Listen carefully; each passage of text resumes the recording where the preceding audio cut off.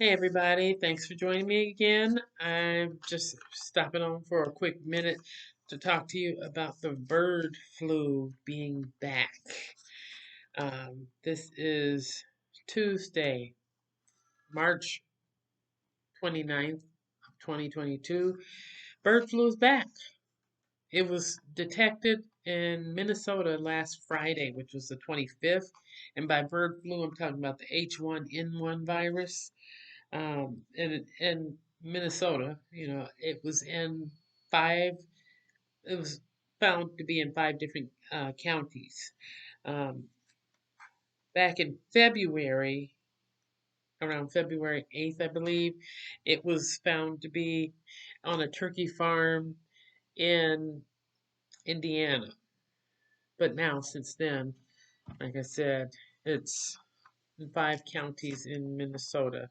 And there's more than 376,000 birds that have been affected as of today. And all but 17 of those birds have been found on turkey farms. So the majority of them are on turkey farms. What the other birds were, I don't know. I got my resources, got my information from different news sources here in town, because I'm in Minnesota. Um, that's a lot of turkey that's being affected. And the thing about it is, currently they're saying that it hasn't caused any problems for human beings. And so they're saying that they believe that humans will be at a low risk of having any problems with the bird flu um, this time around. Um, but as of tomorrow, a federal emergency response team is expected to come to Minnesota, a group from the USDA, the U.S. Department of Agriculture, to help contain the virus so that it doesn't continue to spread anywhere else. And they want to try to cause the least amount of harm in this situation. Um, we've had a number of things going on over the past few years, aside from civil unrest and the current world conflicts that we're having right now. We've had viruses. We had one virus that mutated into a few different things, entire pandemic across the planet. We've got soaring food prices. Now, here, the bird flu, something that we haven't seen for quite a while, is like back again. I think it was around the last time before this that it was noticed around was around 2015. And then before then, it was much, much further back. It's like, how is it that we go through these experiences and these viruses are supposedly obliterated and gone, and now lo and behold, they're coming back again? I don't get it. But that's why we have to be vigilant and be prepared for ourselves. Um, I'm not doing any food recalls or anything today, only to say be mindful of what you're eating, especially with the things that are going on in the bird population right now. And be on the lookout, checking out USDA websites and um, any food news reports about if there is any recalls on anything, just so that you can be safe and do the best practices that you can for yourself and for your family. Hope you're still stocking up and preparing. We should already all be prepared, but continue to stay vigilant in it. You can't just kind of sit back and treat things like it's, no big deal, because the president has already said that there's definitely going to be a food crisis by the summer. Um, there's some preparations I think they're setting up and putting in place right now. We've got all sorts of situations going on around us. I went to the store a couple of times. Well, I went to some hardware stores. I was looking mainly for some seeds. And at one hardware store, they were selling envelopes of seeds, $2 an envelope. I thought the price was kind of steep, and I contacted some people that are in a network that I'm in with the Homestead Preparedness Minded Network, and other people were saying that that's the average price of what to expect.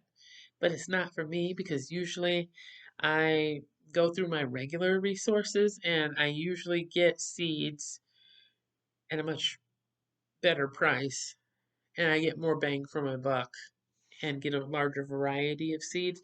I just thought that since I was in that particular hardware store, I'd go through the seeds that they had and just like grab a couple bucks worth. But it turned out a couple bucks worth it was one envelope of seeds.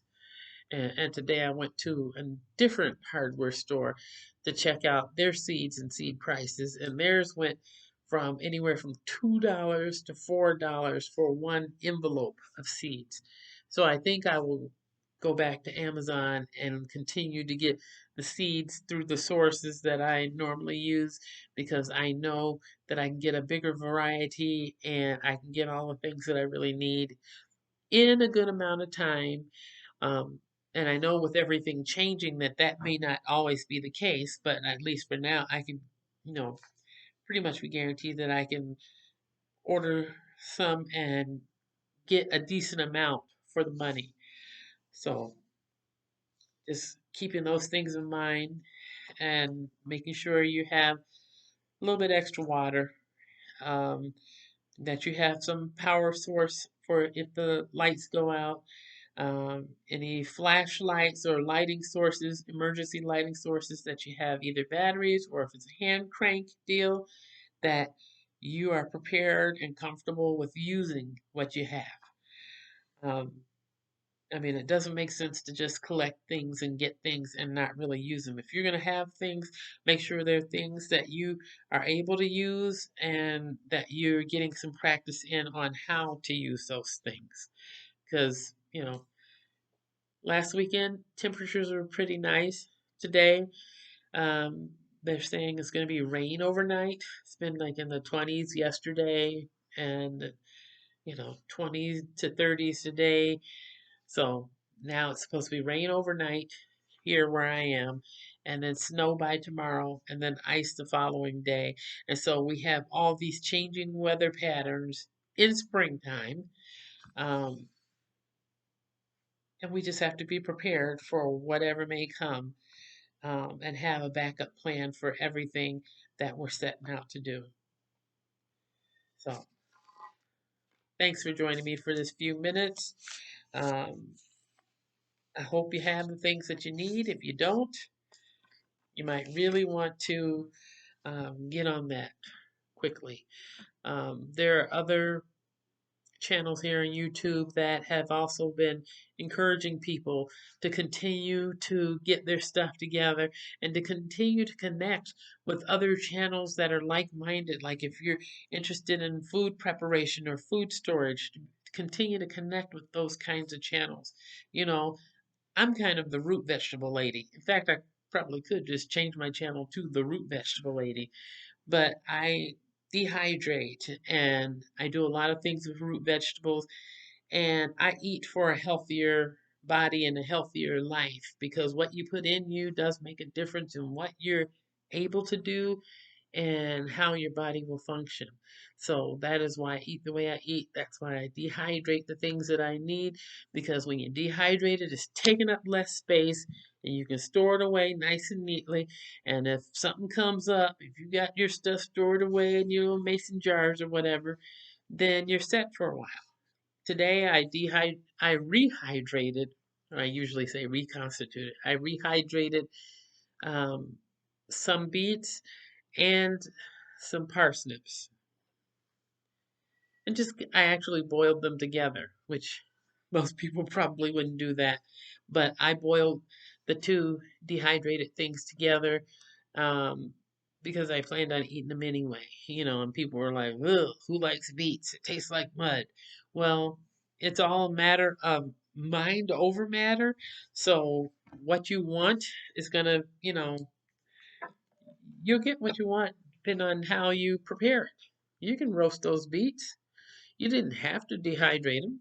If you're not a fan of beets, I dehydrate them because it's something that I need to be having my diet daily to help me, you know, stay at the level of health that I like to be at so that I don't need to take a lot of other outside things to keep my blood pressure down or whatever. So I dehydrate them. I have freeze dried sweet potatoes too. I like eating the root vegetables. I just do. They're good for me and I like eating them. So I have those kind of things.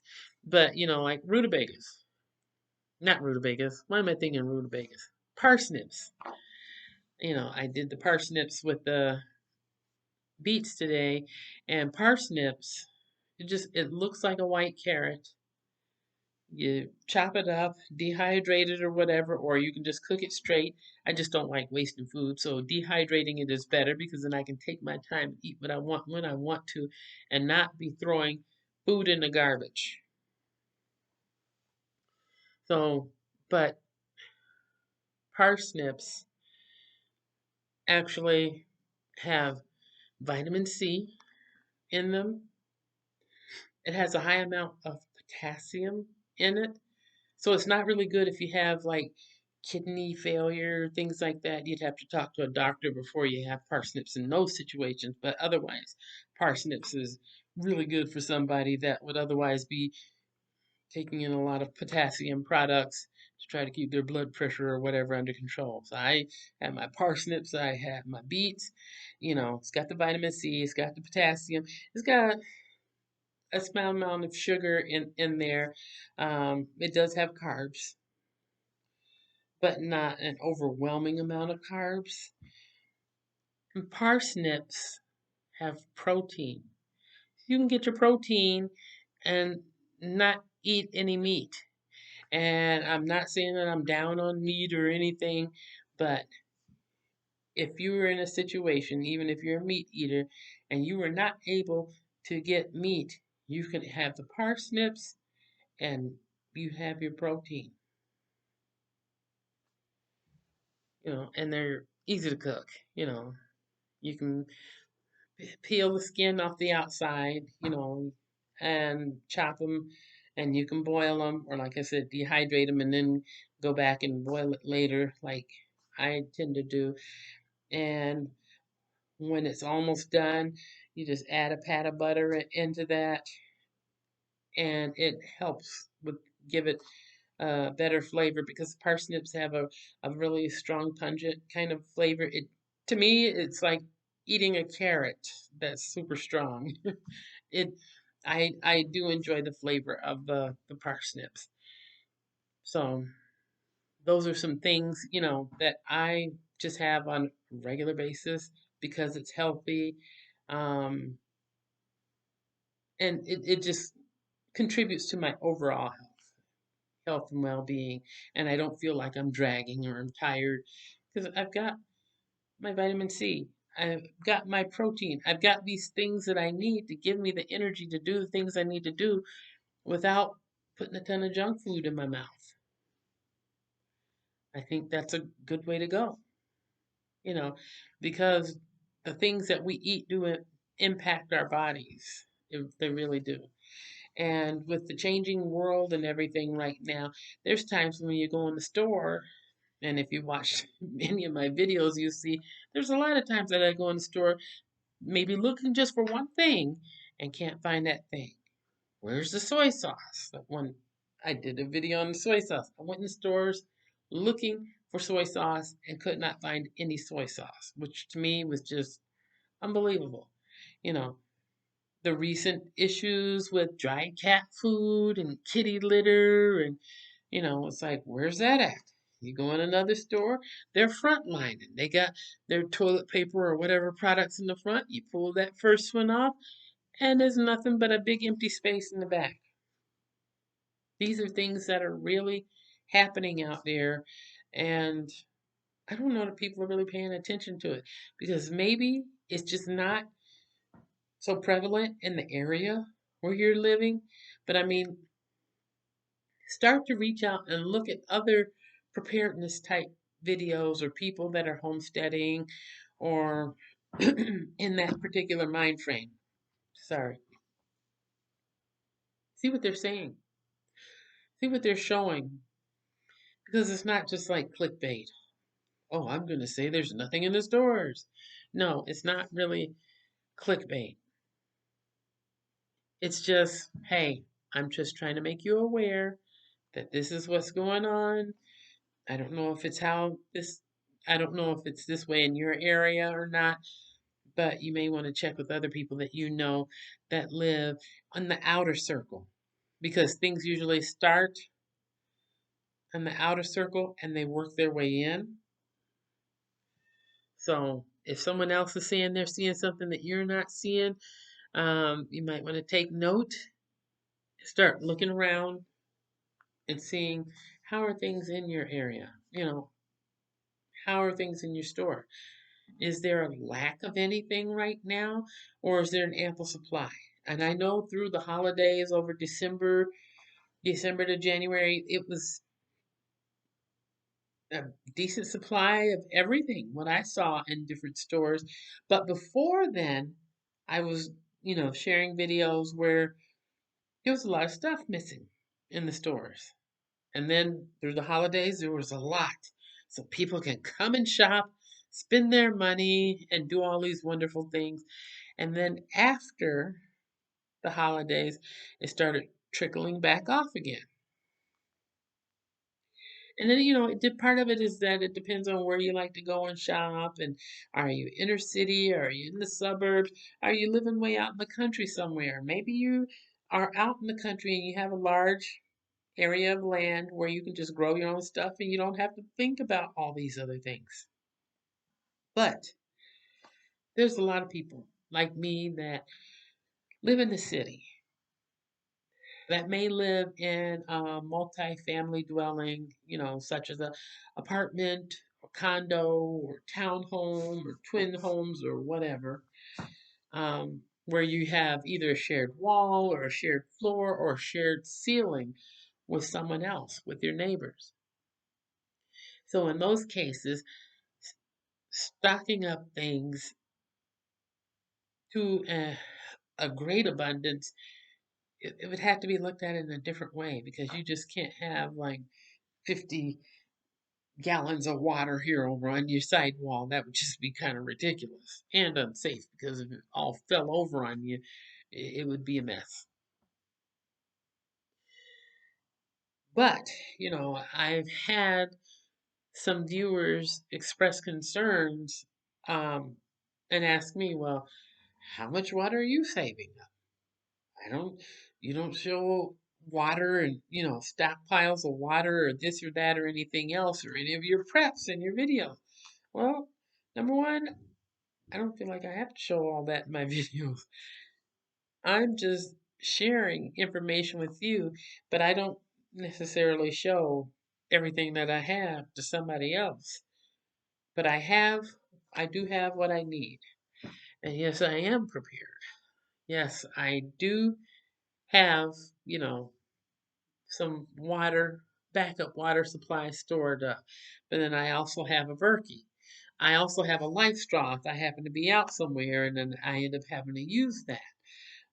So I have different water filtration systems.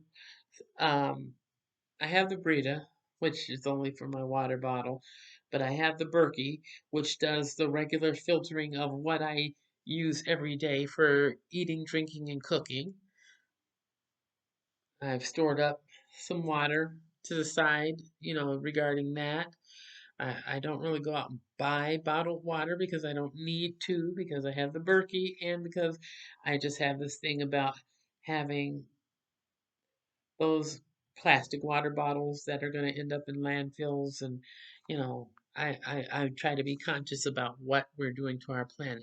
And someone, said, well, what are you going to do if the power shuts down and then there's no water supply? Well, I may live in the inner city, but there's a park right outside my door with a lake. And if I'd have to go down there with my bucket to get some water to come put it through my filter, um, Of course, my Berkey filter wouldn't last as long after that, but I know that it is capable of clearing and processing through all that sludge to give a quality drinking water. And no, I'm not getting paid by Berkey. This is not sponsored by Berkey. I am just someone who made that decision to go ahead and buy that for myself. Um, and it wasn't cheap. I'll say that right now. Um, and that's not to say anything in a negative way. You get what you pay for, really. Um, I chose to get it at the time that I did because I wanted that little backup security. And I figure after that first expense, having that full system, I know that those filters will last for a decent amount of time. You just have to prime them, make sure things stay cleaned up so that you get good quality drinking water through the filter, and then I can get some more filters, again in the future. But with this Berkey product, it's not like I'm changing filters every month or two, which is very, very comforting, especially considering all the things that it does process and weed out so to give a person a quality drinking water. And it being made in America also, I'm very, very happy to get things that are made in my own country. That being said, our food situation is serious. You already know that. Gasoline prices are going through the roof. The This whole H1N1 rearing its ugly head again. I mean, we've had bird flu a couple of times. We've had swine flu. We've had, you know, COVID-19 and all kinds of other things that have happened. We've had a number of things that have happened throughout years.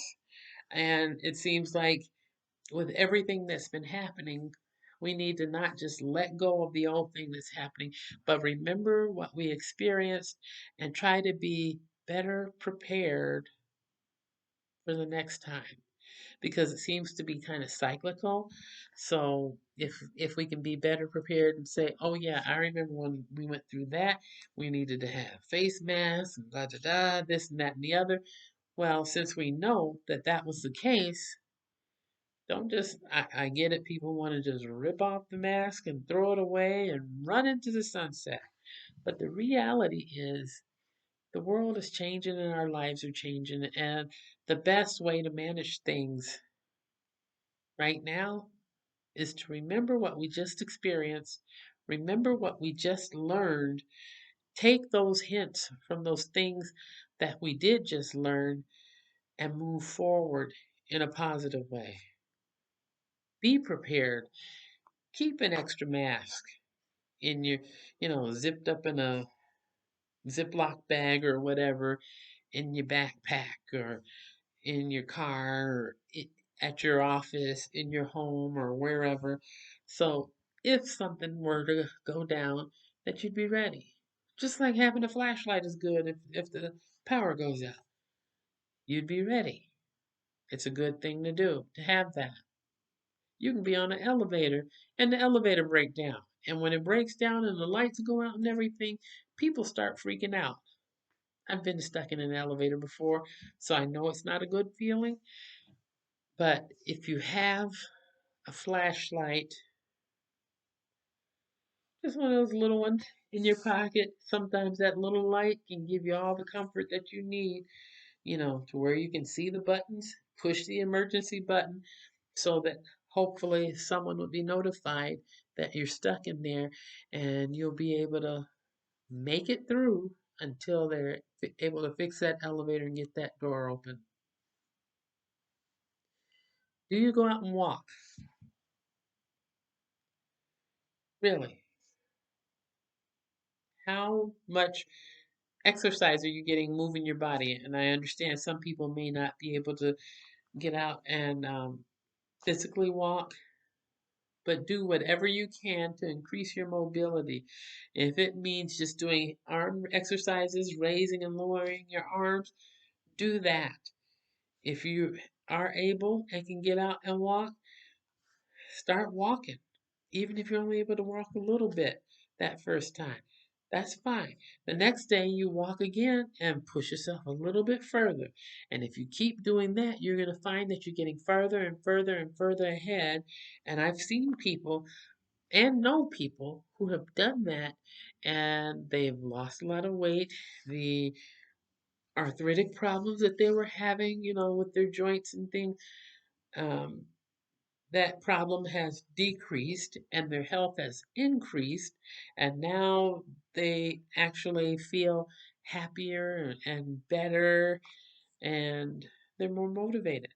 But it all started with those few steps. Like they say, the journey of 1,000 miles begins with a few steps. That old proverb, it's true. So you take those steps that you need to take so that you can continue moving forward, because something could come up where you're not able to get in a car or catch a lift or whatever, and or bus or whatever. You may have to take those steps to get from point A to point B, wherever you're trying to go. And it'll help if you have a little bit of strength in you. If you've been working on that and you got some strength in you, then that will help you on that piece of the journey. Because even your bike could break down if you have a bike. You could get a flat tire, and then you'd end up not pedaling that bike 2 miles home or whatever. You might end up walking it. So it's best to just be prepared for whatever may come up and stay vigilant about other things. I mean, try not to be like, people say the ostrich put its head in the sand. I don't know that an ostrich ever has put its head in the sand, but the whole point is, sometimes people want to close their eyes and pretend that things are not happening. But make believe doesn't change anything. The reality is that there's a lot of stuff going on in the world today, and we need to stay focused, take care of our homes, keep your home neat and orderly where you can find things that you need, put all your emergency paperwork together in one drawer or one file, one folder. Keep those things together. Have an emergency plan for if there were some civil service alert received, if there was an alarm or something, because sometimes they bring those alarms and they come through your phone. Sometimes it's through TV or an outside siren going off. If something like that happened today, would you be ready for it? Would you know what to do? Do you have a plan in place? Have you communicated that plan with your loved ones, family, friends? Is there a meetup spot? Password?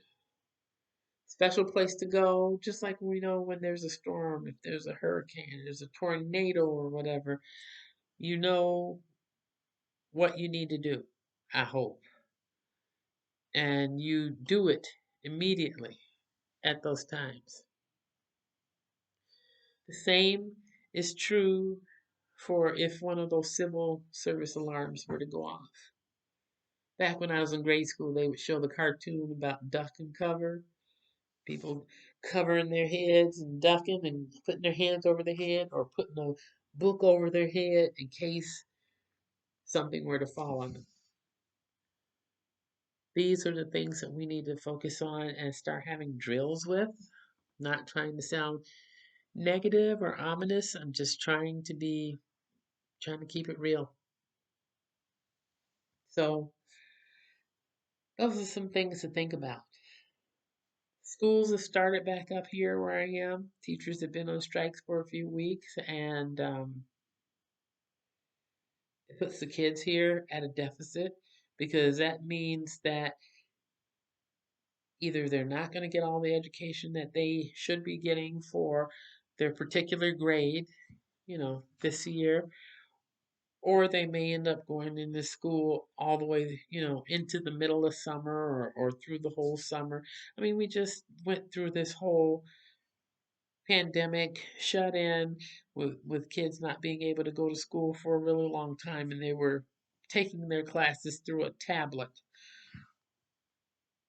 It's like the wave of the future, I guess you call it. Everything is just changing.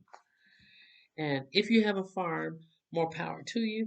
Grow your food now. Seriously. Just grow your food, organize your place, have your backup plan, have your bug out plan if you need a bug out plan. If you're not able to bug out when something happens, know how to bug in and stay in and shelter in place and have the things that you need and use the things that you have to sustain you. You won't be eating steaks and potatoes and having pizza parties every day if something major were to happen. But hopefully, you would be able to look at what you have and say, oh, okay, I have this. So I think today I'm going to take a little of this and a little of that. And if you have electricity, cooking it on the stove or in a crock pot or Instapot or air fryer or whatever. If you don't have electricity, you still need to know how to work with what you have so that you'll be able to eat. You know how to, stay safe in your home. Because when negative things happen, we have to be prepared. When uncertainty happens, we have to be prepared. What if there was just like no gas at all after tomorrow? No gasoline. There's a lot of people that work 30 minutes or more drive away from their job, home. So if there were no more gasoline and they work that far away, they'd have to look at how much is in their tank and determine, how many times they'd be able to get back and forth to work, or if they would only be able to do that one time, or what would they be able to do. These are kinds of things to consider. Or look around you. Where you go get your gas? It's high, but there are some places where it's not quite as high as other places. And if you have a vehicle that's like a flex fuel vehicle, then you may have some more options and you can, work with whatever is most conducive for your budget. If you're a bike rider, more power to you. Honestly, I have bikes, but if things went down where I couldn't drive, I would be on my electric bike. I'd be charging it up. I've got my solar panels. I've got, my portable power packs too, and I would charge it up, and I know how far it goes on one charge. So it would be really conducive for me. Just why I like being in an area where I know exactly how close it is to go to a store or to get to work or other things that I may have need of. And then still being okay if I end up having to walk at times. But I am going to wind this down because I've been on here a little longer than I thought I would be on here. Thank you for joining me this evening. And let's stay vigilant.